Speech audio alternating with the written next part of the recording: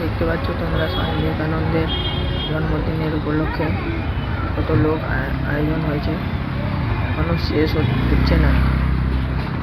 দেখতে পাচ্ছ তোমরা অনেক পিছনে আরো অনেক কিছু আছে, আস্তে আস্তে করে আসছে নাম হয়ে যেতে পারে। তোমরা স্বামী বিবেকানন্দের জন্য একটু সাবস্ক্রাইব করে দাও প্লিজ।